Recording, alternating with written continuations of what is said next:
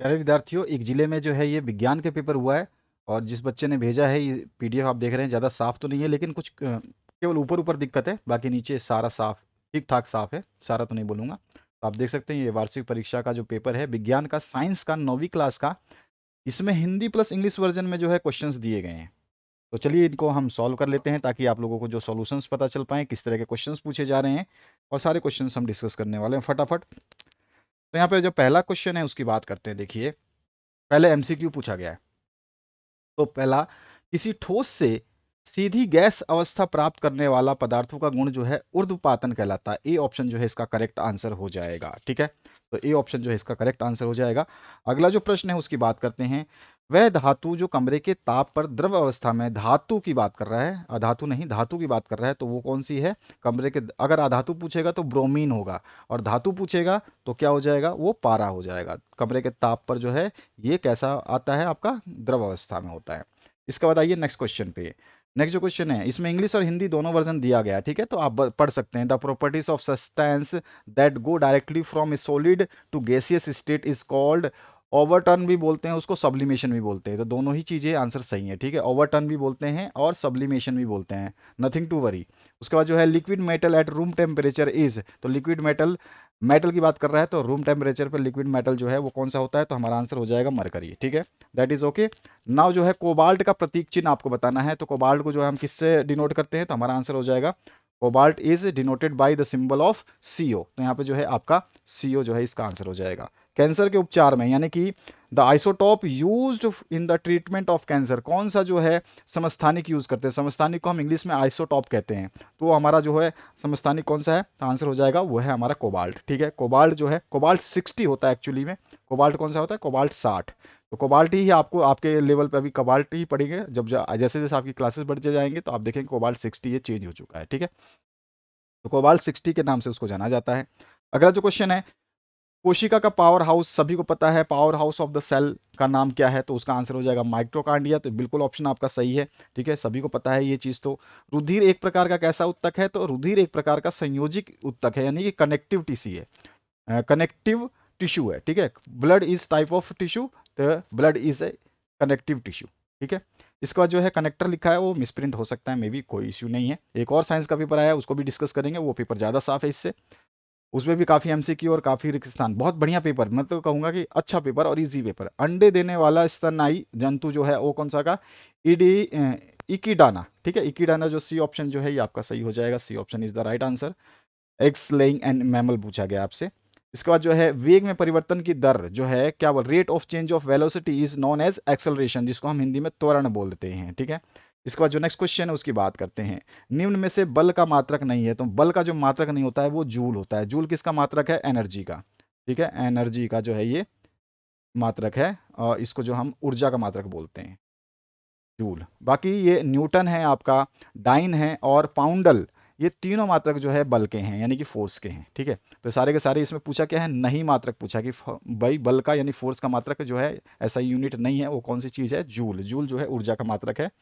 इसके बाद जो है पृथ्वी सतह पर किसी व्यक्ति का भार जो है 60 न्यूटन है, तो चंद्रमा की सतह पर व्यक्ति का भार कितना होगा? देखिए, पृथ्वी पर जितना भी भार है एक व्यक्ति का, चंद्रमा पे जैसे चांद पे जाएगा वो, और पृथ्वी मान लीजिए मैंने बड़ा बना दिया, और चांद जो है छोटा, ये चांद हो गया आपका, और ये है आपका पृथ्वी। तो जब पृथ्वी का व्यक्ति जब भी चांद पे जाएगा, तो चांद पे जाते ही उसका वजन जो है 1/6 गुना गिर जाएगा। 1/6 गुना, यानी कि 60 न्यूटन दिया गया है, तो गुना कर दीजिए 1/6 से, काट दोगे तो 10 आ गया आंसर न्यूटन में। तो यहाँ पे आपका आंसर हो गया 10 न्यूटन। ठीक है, आते हैं नेक्स्ट क्वेश्चन पे। ज़्यादा डिस्कस करने की, टेंशन लेने की जरूरत नहीं है। गतिज ऊर्जा का सूत्र जो है वो क्या होता है? तो सभी को पता है। जो काइनेटिक एनर्जी को हम गतिज ऊर्जा, यानी कि काइनेटिक एनर्जी इज, तो क्या होता है गतिज ऊर्जा का फॉर्मूला? के ई इजकल्स टू 1/2 mv², है ना। मास इंटू वेलोसिटी का स्क्वायर कर देते हैं, हाफ mv² बोलते हैं। इसके बारे में बहुत सारा पढ़ोगे अगर आप साइंस लेते हैं आगे जा करके, तब आपको ये बहुत सारे ये फॉर्मूले जो है आपको थोड़ा सा निचोड़ेंगे। तो अगर आप साइंस लेना चाहते हैं तो 9th में जो आपने जितना पढ़ लिया, जितनी मस्ती कर ली, कोई बात नहीं, लेकिन अब जो है तैयारी बेहतरीन करना। 10th में जो है धज्जियां उड़ जाती हैं। ठीक है, उसके बाद देखिए नेक्स्ट क्वेश्चन। ध्वनि की चाल खालिस्तान में अधिकतम होती है। तो ध्वनि जो होती है ना, ध्वनि की चाल जो है किस में अधिकतम होती है? तो ठोस में, सॉलिड्स में जो है, ये ठोस में जो है सबसे अधिकतम होती है। किस में होती है? ठोस में सबसे अधिकतम होती है, यानी कि क्या बोलेंगे हम, सॉलिड्स में जो है ये ज़्यादा होती है। सॉलिड्स में ज़्यादा होती है। अच्छा, इसके बाद जो है नेक्स्ट क्वेश्चन की बात करें। और अगर ध्वनि की जगह यानी कि साउंड की पूछा, स्पीड ऑफ साउंड पूछा है, इसने साउंड पूछा है, ठीक है, ध्यान रखना है। अगर ये पूछ ले प्रकाश की चाल सबसे अधिकतम कहाँ होती है, तो प्रकाश की चाल जो है वैक्यूम यानी कि आपका निर्वात में सबसे अधिक होती है। 3 × 10⁻⁶ के आसपास होती है। लगभग 30 लाख, 3.5 लाख, 3 लाख ऐसे कुछ करके होती है, ठीक है। मैं अप्रोक्सीमेटली बताऊँ, 3 × 10⁻⁶ के आसपास होती है। इसके बाद देखिए, लेकिन अभी ध्वनि की पूछा है, मैंने प्रकाश का बोला है। प्रकाश का चाल जो है निर्वात में सबसे अधिक होता है, लेकिन ध्वनि की चाल सबसे ज़्यादा ठोस में होती है, क्योंकि ठोस जो है कंपोज्ड रहता है, बहुत ज़्यादा ठोसीला रहता है, सारे अणु उसके बहुत ज़्यादा चिपके हुए रहते हैं। टीकाकरण द्वारा खालिस्तान रोगों का निवारण किया जा सकता है, तो संक्रामक रोगों का निवारण किया जा सकता है। संक्रामक रोगों का निवारण किया जा सकता है। संक्रामक रोगों को क्या बोलते हैं? इन्फेक्शियस डिजीज, ठीक है। Infectious diseases can be prevented by the vaccination. वायुमंडल में नाइट्रोजन खालिस्तान प्रतिशत है तो सबसे ज्यादा वायुमंडल में नाइट्रोजन का प्रतिशत है, और वो है 78%, ठीक है, 78%। नेक्स्ट जो क्वेश्चन है उसकी बात करते हैं। फसल में अनु अनावश्यक पौधों को खालिस्तान कहते हैं, तो उसको हम खरपतवार कहते हैं। क्या कहते हैं? खरपतवार कहते हैं, ठीक है। तो खरपतवार जो है उसको बोलते हैं हम, इसको इंग्लिश में क्या बोलते हैं? वीड्स बोलते हैं। उसका जो नेक्स्ट क्वेश्चन है, इसे पूछा गया है, रसोई घर में खाना पकाने में प्रयुक्त गैस सभी को पता है भैया, है ना, LPG, liquefied petroleum gas, LPG है। एलपीडी लिख दिया मैंने, तो ये लिक्विफाइड पेट्रोलियम गैस, तो एलपीजी जो है इसका नाम हो जाएगा। इसके बाद जो नेक्स्ट क्वेश्चन है, दूध से क्रीम पृथक्करण को जो हम सेंट्रीफ्यूगेशन कहते हैं, जिसको हम इंग्लिश में अगर हिंदी में बोलते हैं तो अपकेंद्रीकरण कहते हैं, ठीक है। तो उस विधि को क्या कहते हैं? हम अपकेंद्रीकरण कहते हैं। तो यहाँ पर मैं इस जगह ना लिख करके यहाँ लिख देते हैं अपकेंद्रीकरण,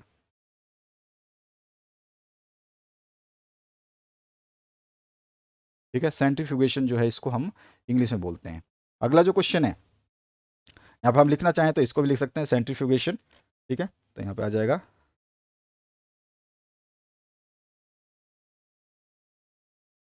ठीक है। नेक्स्ट जो पार्ट है देखिए, इसमें क्या पूछा गया है।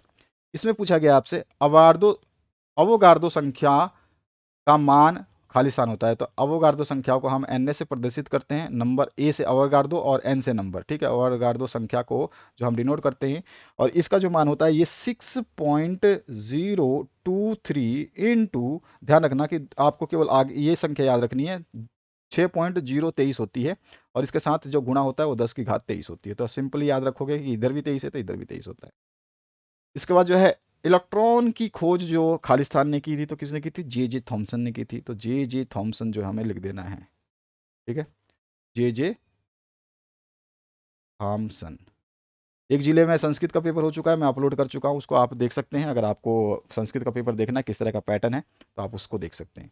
उसके बाद जो नेक्स्ट क्वेश्चन है, कोशिका द्रव्य और केंद्रक दोनों मिलकर खालिस्तान कहलाते हैं या कहते हैं, तो उसको हम क्या बोलते हैं? जीव द्रव्य बोलते हैं। क्या बोलते हैं? उसको जीव द्रव्य कहते हैं।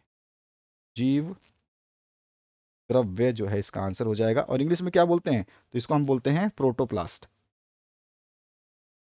प्रोटोप्लास्ट, ठीक है। नेक्स्ट जो क्वेश्चन है उसकी बात करते हैं। कोशिका का शक्तिग्रह अभी बताया था मैंने, ऊपर ऑप्शन में था माइट्रोकांड्रिया, तो इसको लिखने की जरूरत नहीं है। नेक्स्ट जो क्वेश्चन है, त्वरण का एसआई मात्रक जो होता है मीटर प्रति सेकंड स्क्वायर होता है मीटर प्रति सेकंड स्क्वायर, मीटर पर सेकंड स्क्वायर इसको इंग्लिश में बोलेंगे। घनत्व की इकाई जो है वो क्या होती है? तो घनत्व की इकाई जो है, घनत्व है, ठीक है, डेंसिटी, और डेंसिटी जो है मीटर क्यूब में आता है, केजी पर मीटर क्यूब, केजी पर मीटर क्यूब, किलोग्राम प्रति मीटर प्रति घन मीटर, अगर हिंदी में बोले तो किलोग्राम प्रति घन मीटर, और इंग्लिश में बोले केजी पर मीटर क्यूब, ठीक है। नेक्स्ट जो क्वेश्चन है, सोडियम का प्रतीक सभी को पता है, सोडियम जो है कैपिटल एन और छोटा ए से हम इसको सिंबलाइज करते हैं। 1 किलोवाट घंटा में जूल की संख्या जो होती है वो कितनी होती है? तो 36 लाख जूल होते हैं। कितने होते हैं? 36 लाख जूल। अब इसको हम लिखना चाहें तो 3.6, हम इसको लिखते हैं 3.6 इंटू 10⁻⁶, ठीक है, ये इसका आंसर हो गया। इसके बाद जो नेक्स्ट है ये जूल हो गया आपका, जे से आप डिनोट कर सकते हैं इसको। नेक्स्ट जो क्वेश्चन है देखिए, अब यहाँ पर संवहन उत्तकों के नाम लिखने हैं। संवहन यानी कि जो भी आपके टिश्यूज हैं, जो संवाहित टिश्यू बोलते हैं, ट्रांसपोर्टिंग टिश्यू बोलते हैं, तो वो कौन कौन से होते हैं? तो एक होता है आपका जाइलम, और दूसरा क्या होता है? फ्लोएम। याद आ गया अब आपको? तो एक होता है हमारा जाइलम, जाइलम, जाइलम, ठीक है, जाइलम व फ्लो फ्लो एम, है ना, ऐसे कुछ लिखेंगे।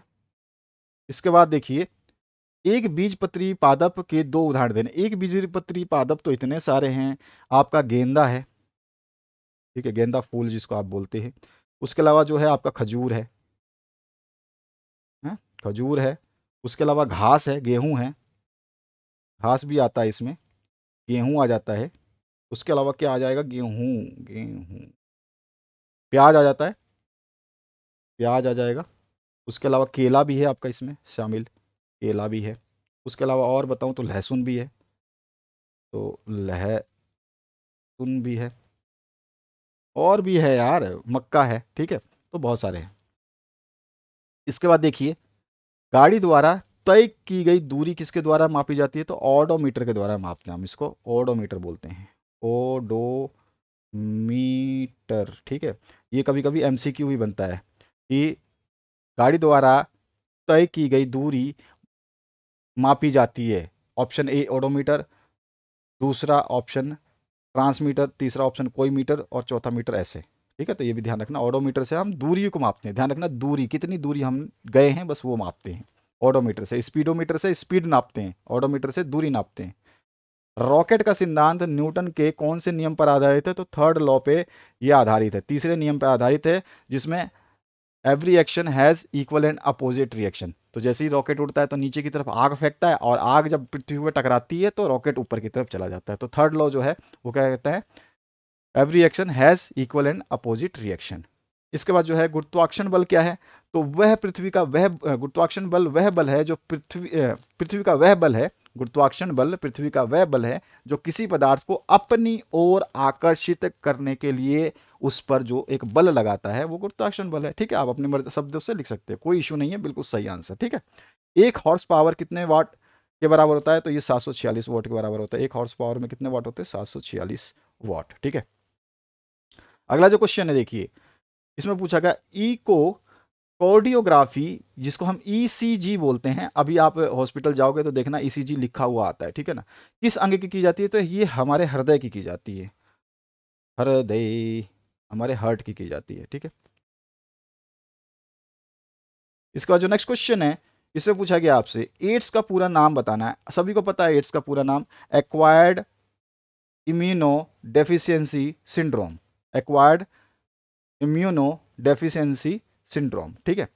तो आपको इंग्लिश में हिंदी में जैसे लिखना है आप लिख सकते हैं। ओजोन परत के क्षय का मुख्य कारण क्या है, तो CFC, क्लोरोफ्लोरोकार्बन जो है इसका मुख्य कारक माना जाता है। वार्मी कंपोस्ट क्या होता है, तो खाद्य पदार्थों को सड़ा करके जो आपके केचुए होते हैं उनकी मदद से, या फिर और भी जो सूक्ष्म जीव हैं जो हानिकारक ना होते हुए भी बहुत ज़्यादा फायदेमंद होते हैं, उनसे जो खाद बनाई जाती है उसी को हम वार्मी कंपोस्ट कहते हैं। सिंपलेस्ट शब्दों में हम लिखें, क्या जरूरत है किताबी कीड़ा बनने की, ठीक है।